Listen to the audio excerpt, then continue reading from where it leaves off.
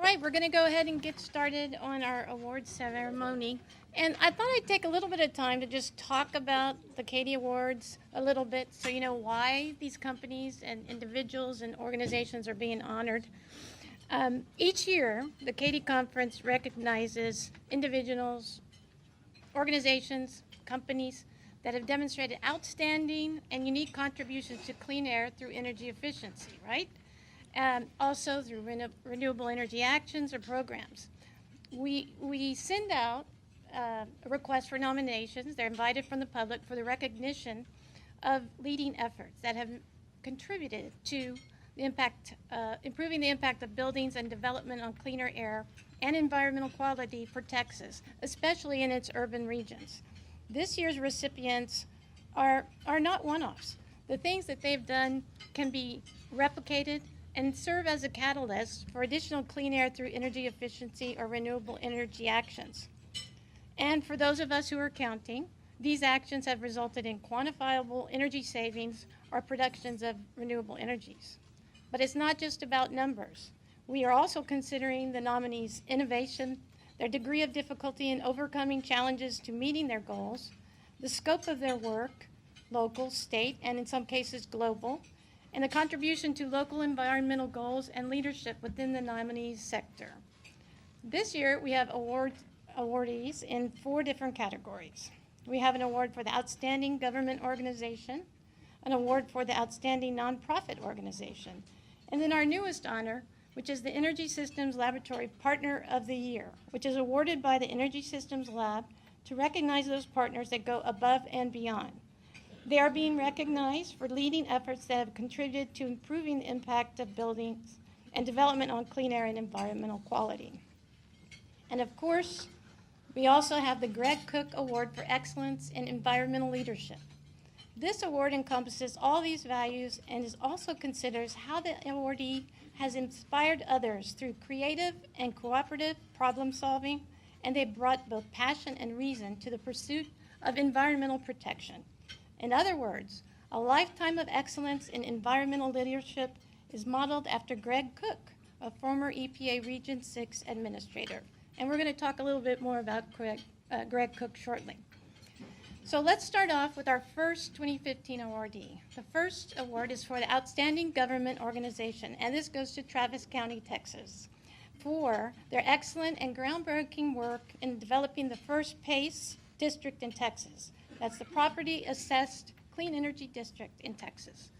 One of the barriers that we find to energy and water efficiency projects is the lack of appropriate financing. And this program, which has been approved in various forms in more than 24 states, is intended to encourage commercial property owners to invest in green-minded renovations like energy-efficient air conditioning, water-conserving plumbing, and solar panels. The first PACE district in Texas was created in April 2015 with the Travis County Commissioners Court, who voted to support the creation of this first district. Travis County's groundbreaking PACE district is a model for other Texas cities and counties. And now, with minimal cost and effort, other local governments can use the report, the resolutions, and contracts created by the Texas County Attorney's Office, the Texas County Tax Assessor Collector's Office, and other stakeholders. 2 of the main architects and proponents of the Texas County PACE District are here today to accept the award on behalf of Travis County. Bruce Elfont, who's the Travis County Tax Assessor Collector and Voter Registrar, and Mr. Craig Smith, the Assistant Travis County Attorney. Thank you so much for your leadership and for paving the way. Thank you.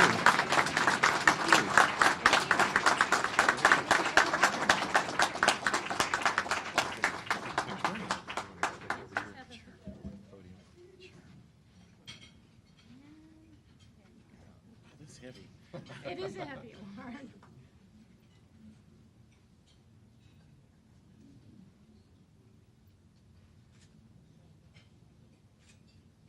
Thank you. Now, okay.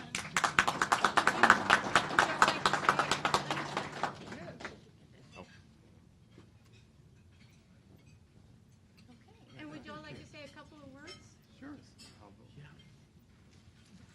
If I can find my notes. Great. Thank y'all. It's so good to be with y'all. I just sent out the tax bills in Travis County, so I'm very happy to be down here today. It's good to be anywhere but Travis County right now. I want to do a few thank yous. The first, I want to thank the legislature because we had to come to you a couple of times to get this done right. The first version of this, I was very excited about and ready to go.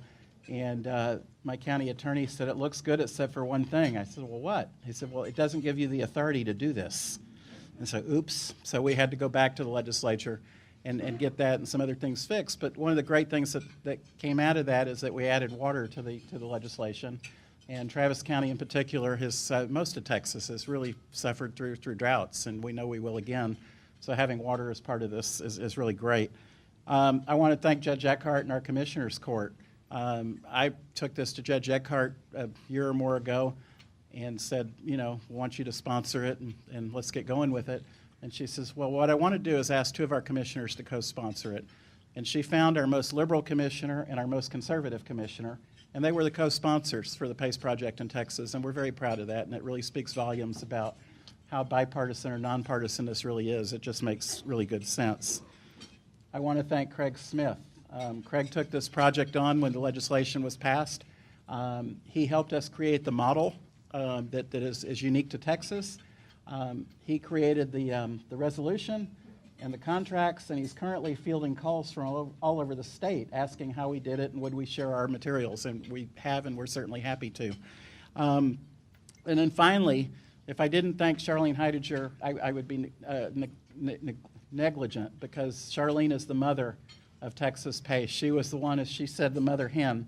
She was the one who herded this through the legislature, not one but two legislative sessions, and made sure that it passed, and there were times where it could have gotten stuck, and she got it unstuck, and we're really grateful to you for all the work that you've done.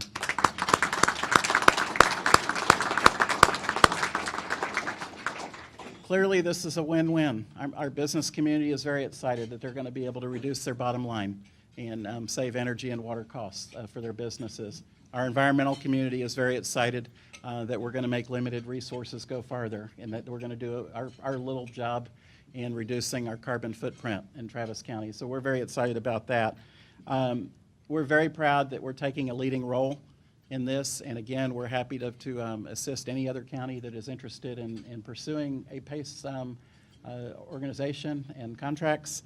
And we're absolutely looking forward to approving the very first PACE project in the state of Texas in a very short period of time. So thank you all very much.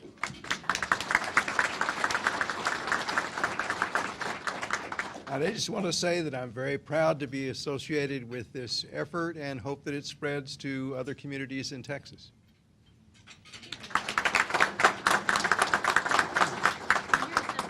Thank you. So I can make it home safe. Thank you. Congratulations. The next 2015 CATEE Award is for Outstanding Nonprofit.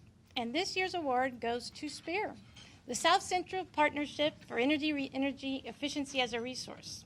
SPEAR is the country's newest REO, a regional energy efficiency organization, and it's led by Doug Lewin, SPEAR's executive director, and the SPEAR board. And here to share with us why they've won the award is Steve Saunders of Tempo Partners, and also SPEAR's founding board chairman. Having been a charter board member of SPEAR myself, I'm very excited to see you guys get this honor. Congratulations.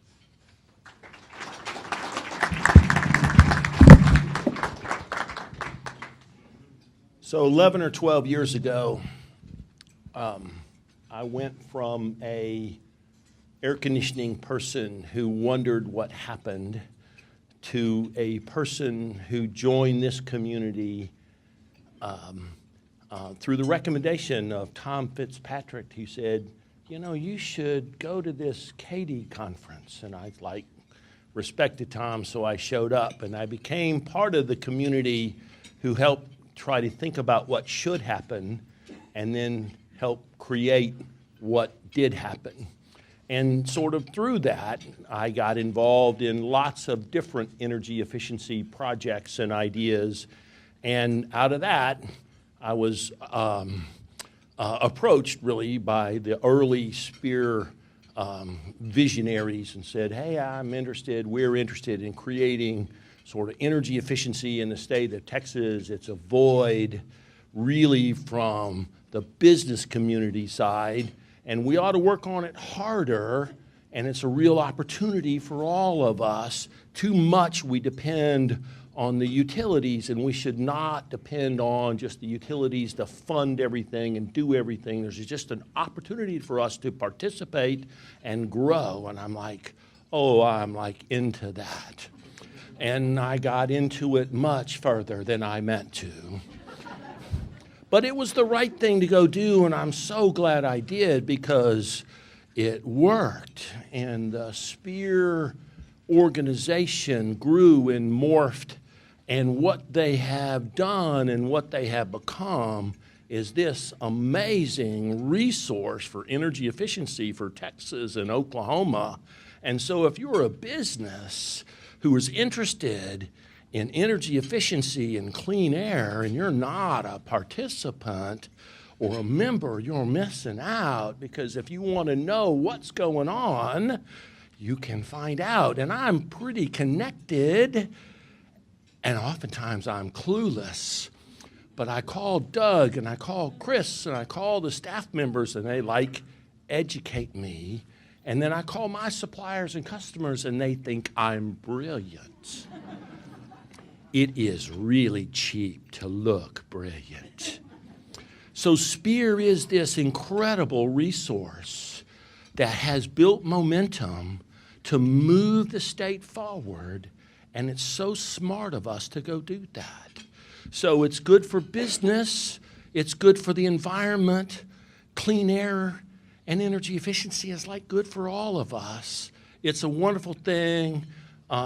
CATEE is terrific to recognize SPEAR's wonderful accomplishment of the tremendous effort that y'all have done, and I'm proud to have not held you up any more than I already did. Congratulations.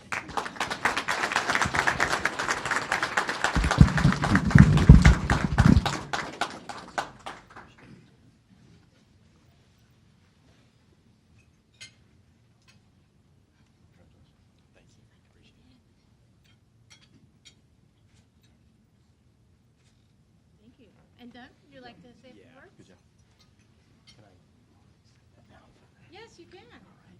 It's a test. So I'm actually sometimes a little bit uncomfortable with recognition and all that, but in this case I don't have to be, because this really isn't about me. This wasn't given to Doug Lewin. It was given to SPEAR, which is an effort of so many of the people in this room. So I want to take just a minute and recognize our members and funders and partners who have made it possible for us to do this. If you are a member of SPEAR, if you wouldn't mind standing, and as well, SECO, Cynthia and George Mitchell Foundation, members, please stand up, and let's all give them a round of applause, because they're the ones who really need it.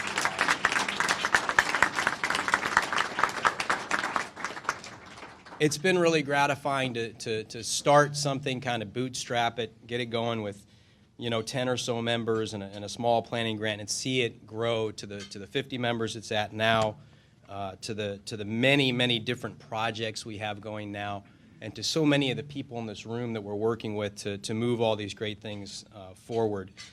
One in particular I would be remiss if I didn't mention and particularly call out is, of course, Texas A&M's Energy Systems Lab, David Claridge and Jeff and Bauman and everybody at ESL, who has been such a great partner for us.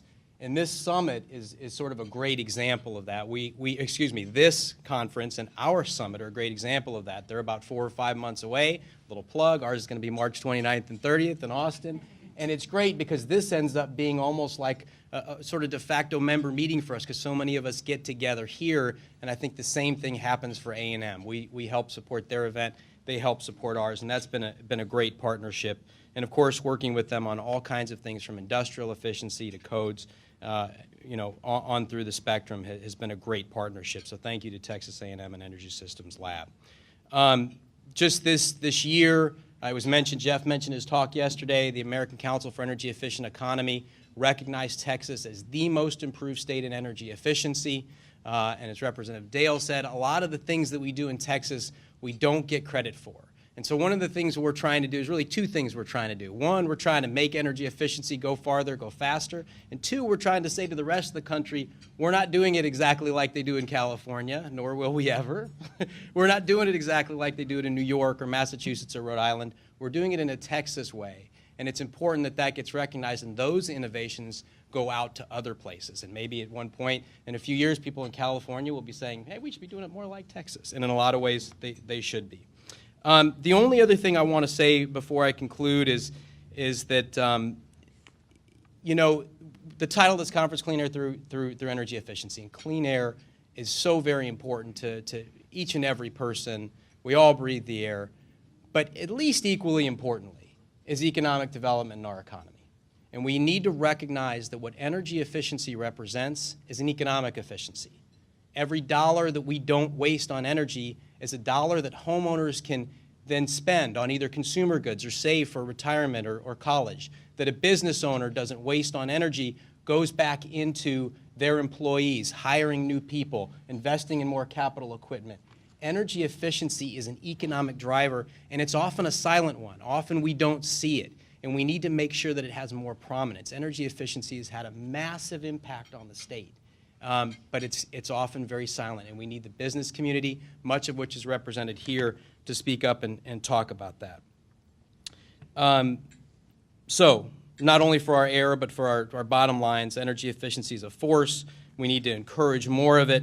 And I'll just end with a quote from the great Albert Einstein, since I'm receiving an award, the only way to escape the corruptible effect of praise is to go on working. So let's keep working together. Thank you very much.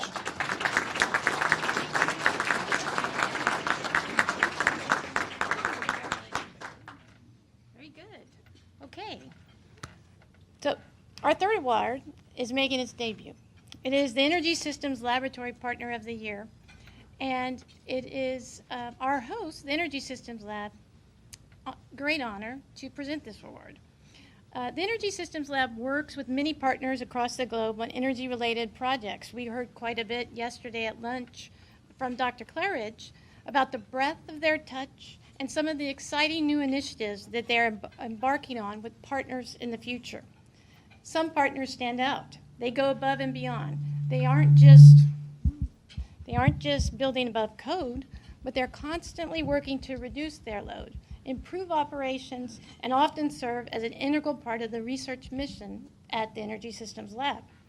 Their projects tend to help drive respective industries' efforts and serve as a model across the globe. The inaugural Energy System Laboratory Partner of the Year Award goes to the Houston Airport System for their work on the new $1 billion efficiently designed terminal, and I actually have a little bit more information about the work that they've done. The Energy Systems Lab has worked with the Houston Airport System on the low delta T correction at Hobby Airport, the continuous commissioning at Hobby Main Terminal, the new building system level commissioning at Hobby's International Terminal and Satellite Utility Plant. And coming up in the future, we've got continuous commissioning at the Hobby International Terminal at IAH and net zero initiatives for IAH International Terminal redevelopment project. For all these reasons and more, they are receiving this award, and here to accept it on behalf of the system is Mr. Scott Hill.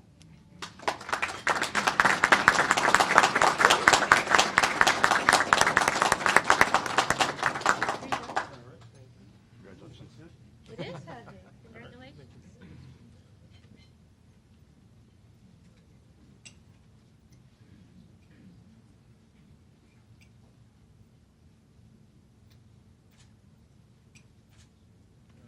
Thank you.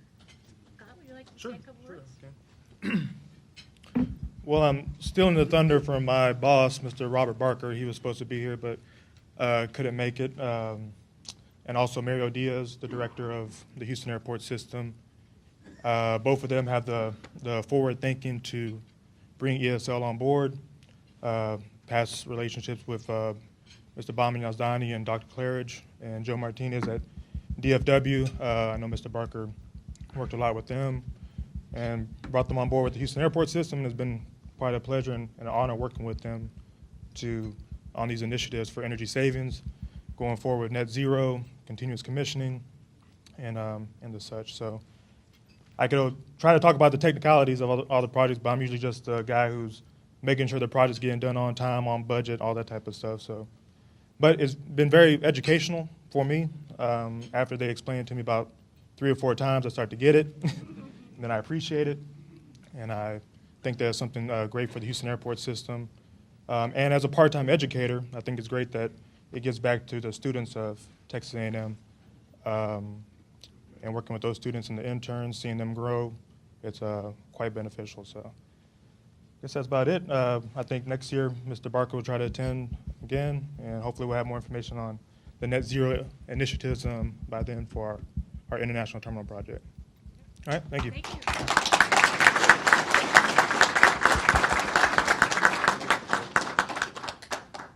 Scott, here you go. Okay. And now we come to the Greg Cook Award for Excellence in Environmental Leadership. Before we honor this year's awardee, I wanted to speak a little bit about Greg Cook and why this award means so much to us here at CATEE. This award was created after Greg's untimely death to honor him and his life of excellence in environmental leadership. Greg Cook held many professional positions, including chief of the TNRCC and at the Office of Texas Attorney General, but he also served as the regional administrator of EPA Region 6 for over 4 years. He was appointed to that position by President Clinton and retained by George Bush. But we knew him as a man who was tirelessly dedicated to resolving environmental issues facing Texas and helping to guide a bipartisan group of North Texas leaders in developing clean air plans for many of its major cities. His love of the environment was his passion, and he worked tirelessly to improve the environment for Texas. He didn't do this for the glory, he did it for the results and for Texans. And one of his shining examples is his help in creating the Texas Emissions Reduction Plan, TERP, which we've heard about, and continues to be his legacy. He's left a legacy of excellence that is hard to compare, and these are high standards for the recipients of this award. The nominees had to meet the standard of excellence for all the CATEE awards, but also this dedication to excellence in environmental leadership. As the awards committee considered this year's nominees, we asked ourselves, is this individual someone who Greg Cook would endorse for this award? Do they emulate excellence in environmental leadership? And for this year's recipient of the Greg Cook Award for Excellence in Environmental Leadership, Mr. Brian Yeoman, the answer is yes. Brian Yeoman has been the city advisor of the C40 Cities Climate Leadership Group, formerly the Clinton Climate Initiative, in Houston, Texas since April 2007. And I met him shortly thereafter when I joined the city of Houston to work with ICLEI on sustainability issues. As the city advisor, Brian works with political and administrative leadership within the city of Houston to establish the highest priorities for developing and implementing programs that reduce energy use cleaner energy, and reduce greenhouse gas emissions. But he's also been involved in energy efficiency and renewables for a lifetime, and has a slew of mentees and colleagues who are now leaders in the field. To help describe Brian's achievements, I've asked Carl Pepley, formerly with the City of Houston, and a mentee of Brian's, to share some of his thoughts about Brian and why he has this award. Thank you, Batin. Thank you for having me here. It is a pleasure to see all of you here, and I am thrilled that you're here to share this moment with Brian Yeoman. It is high time that Brian get recognized for the work that he has done. I am thrilled about this.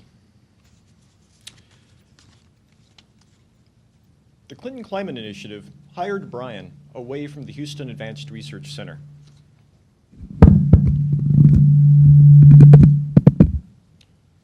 Brian took a significant pay cut to come work for the Clinton Climate Initiative and be the city representative in Houston. We were thrilled to have him. His reputation preceded him. His first day in the building, that morning I got an email from the mayor asking one of his usual detailed questions, and I was in my office frantically working on responding to it. Brian comes sauntering into my office like he'd been doing it his entire life and asked, "What are you working on?" So I told him. And he said, "Oh, well, have you thought about this?" And I responded, no, I didn't. And so he directed me along the line of research. So I was in there feeling pretty pleased with myself that I had this additional insight that I could share with the mayor when he wanders back into my office a couple of hours later. So, what'd you find? I told him. He's like, great. So what are you going to recommend to the mayor? And I told him. He's like, well, have you considered this aspect? No, I didn't. And so he directed me along another line of research. About the third or fourth time this happened that morning, I realized a few things. Brian knew way more than I did. He had already built this darn thing once. So when I asked him, have you built a treatment wetland? He responded, absolutely. I will share the blueprints with you. He didn't want to just hand me the blueprints at the very beginning because he needed to bring me along in the process, so I started thinking about the various parameters of the project, what we were trying to accomplish, and how we were going to do it. That interaction with Brian was characteristic for the rest of the time I have known him. There are a few qualities that all of you that know Brian know that he adheres to ruthlessly. Triple bottom line accounting. The tripod of sustainability is built on planet, profit, and people. As far as planet, Brian likes to look at the holistic impacts of whatever the project is. I'm going to use a few City of Houston projects as examples because I'm more familiar with them. We don't have enough time today to list all of Brian's accomplishments and projects. There's a building retrofit project here in Houston that doesn't get enough recognition nationally. It's 6 million square feet of City of Houston buildings.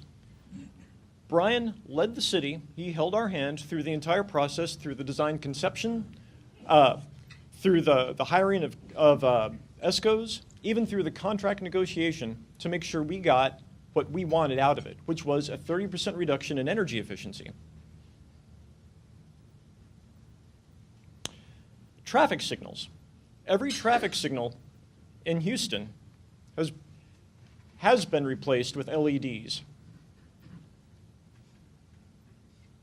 That led to a 60% reduction in energy use by our traffic signals in the City of Houston. There is a project going on right now with the City of Houston that I'm thrilled about. Over 160,000 streetlights are being replaced with LEDs.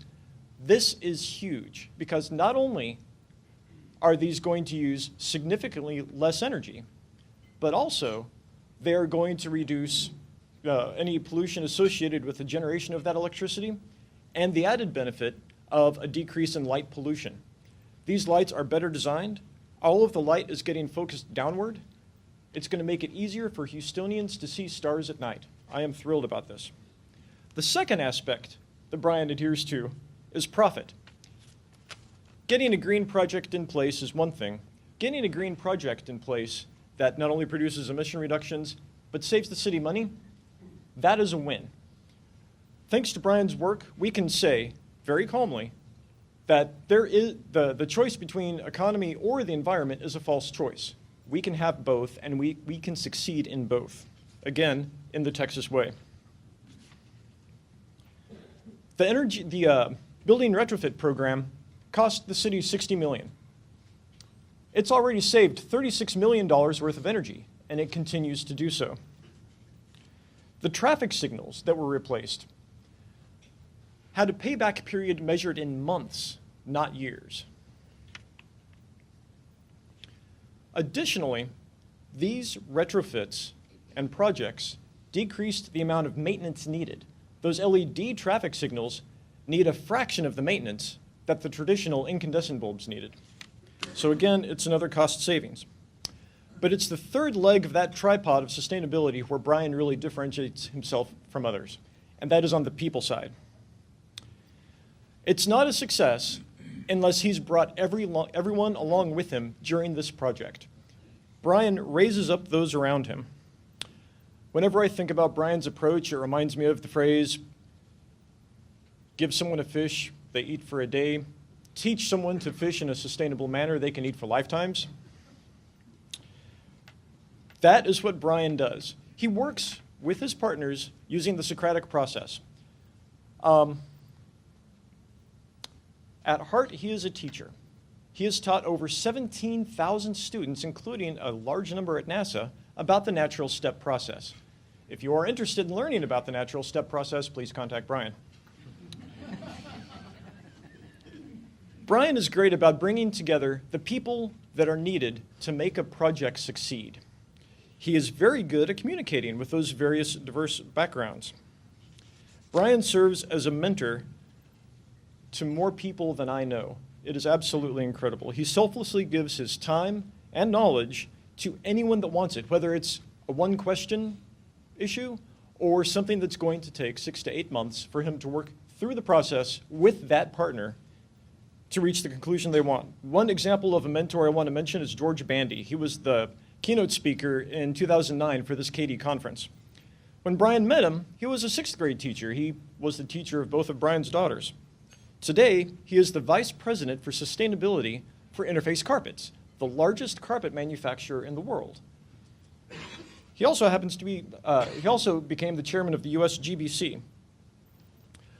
The number of people Brian has touched, it is hard to communicate to this. I knew he'd done some teaching, that he had had projects across the globe. It didn't really sink home until I traveled places with Brian. It is impossible to travel places with Brian and arrive at your location on time. Every airport we went to, regardless of whether it was in the United States or Europe, people would approach him and not ask Brian, how are you doing? They would approach him and say, Brian, thank you for what you did. It changed my life. And then proceed to go on and explain to him how their lives had been changed by what Brian had done for them. It was moving. I think it is absolutely appropriate for Brian to receive the Greg Cook Award. Like Greg Cook, Brian works tirelessly to improve the lives of Texans and folks around the globe. He doesn't seek credit when he does this. I can point to a number of projects that have benefited from Brian's assistance that have never recognized him. His reach, as folks have mentioned, is global. He is a mentor to almost the entire C40 program right now. So his projects stretch from Dhaka to Jakarta to Mexico City to various cities in Texas. It is a wonderful reach. So, Brian, I am thrilled for you. It is high time. Please join me in congratulating Brian Yeoman.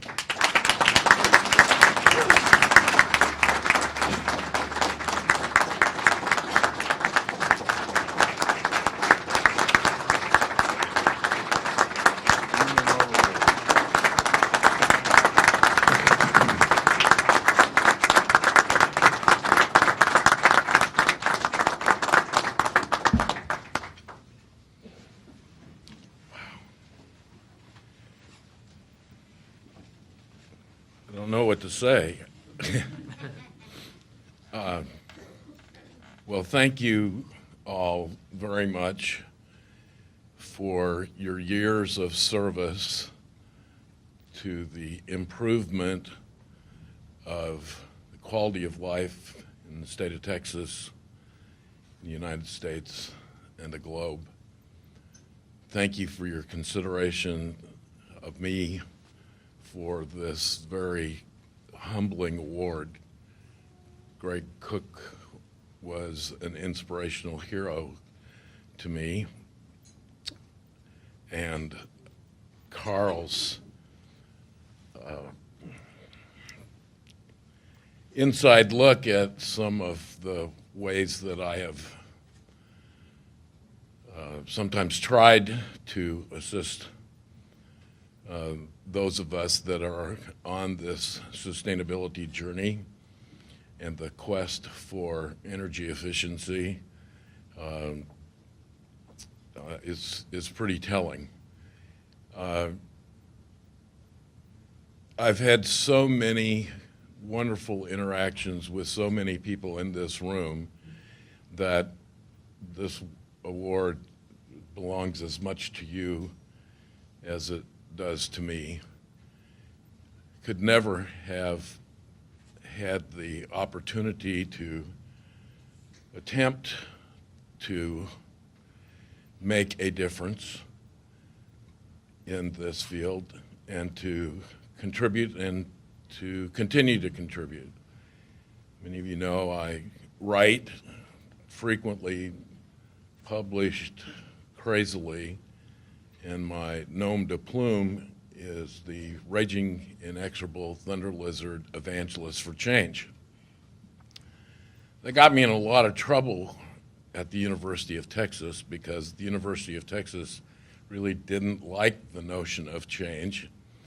It really liked the notice and recognition of the status quo, the protection of the 800-year-old institution that higher education sometimes is. But sustainability requires innovation, creativity, bravery, and courage, because what it is that we know is that we are but one species on this planet, and for us to continue to thrive, we're going to have to learn to adapt much quicker than we have. It's really a marvelous experience to look out at this crowd and to see all of you here, many young people in the crowd, and to think about what it is that's happened in the last 25 years in energy efficiency and sustainability. We're no longer talking about what or if or is it true. We're talking about how, and we're talking about how quickly. And we recognize that we must pilot and we must experiment and we must collect data and we must now begin to more deeply understand the myriad of analytics that are available to us as we look at options. So our lives continue to get more and more technical, but what this is really all about, as far as I'm concerned, is the people. The people are what it is that makes this go. And if it weren't for my wonderful colleagues, Ms. Lisa Lynn and Marina Kritikos, my life at the City of Houston would be pretty lonely. We've lost Laura Spangen, who was a tremendous leader.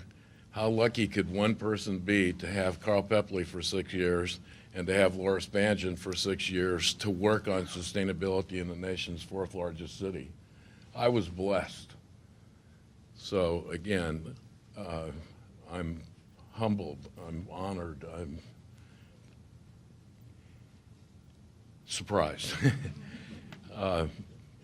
But thank you very much for your support, your encouragement in some of the tough things that we've had to face together. There are many more yet to come, and I look forward to continuing to contribute to the body of work in the sustainability and energy efficiency world. Thank you, CATEE. Thank you for being here. Thank you, Jeff, for all the years of service, and Dr. Claridge also, because without your willingness to stick your neck out and make a commitment to the public, many of us wouldn't be here. So thank you from the bottom of my heart. I'm really humbled. Thank you.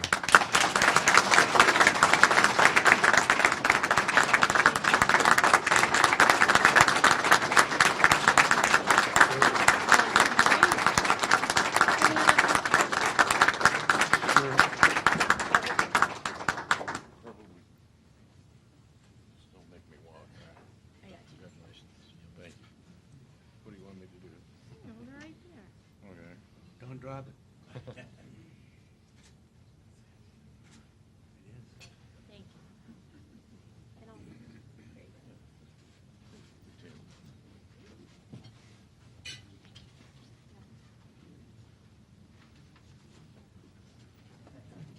Once again, congratulations and thank you for your leadership. Well, this has been an exciting and fun award ceremony. At least I hope you guys think it has been. We're about to end our session here. We do have dessert in the expo there. We have one last honor to present, and I'm going to ask one of the members from our Texas Utilities Group to come up here. We're going to announce the winner of the Shark Tank activity, which was an interesting and fun exercise. Is it Miss Amy Martin from Frontier Associates? Hello. I want to thank Benton for introducing this competition into the CATEE conference this year. It was really fun to hear the different entities come and present their technologies. We got to learn something. And I hope it was also helpful for everyone else because, excuse me, I took a big sip of water right before I came up here. I'm choking up. It was really helpful because I think the utilities were able to explain what makes something work in their programs. So I hope it was beneficial from both sides. So thank you to everyone who presented. And the winner is Mr. Rob Sterling with an Invarid system. Rod Stelling with Invarid system. I don't know if he's in the room yet. Thank you very much, and thank you to the utilities. Rob had to leave early, so he can't be here. But one of the cool things about this is that what we're offering as an award is one free registration for Invarid systems for next year's CATEE. And we're kind of excited about that. And it's something that I was talking with Chris, who always comes up with great ideas, Chris Herbert, is that what we'd like to do is actually put a panel together of this year's award winners and have a little status update and find out how things are going and see what the future has held in store for them. Okay, so dessert in there, and then we go on.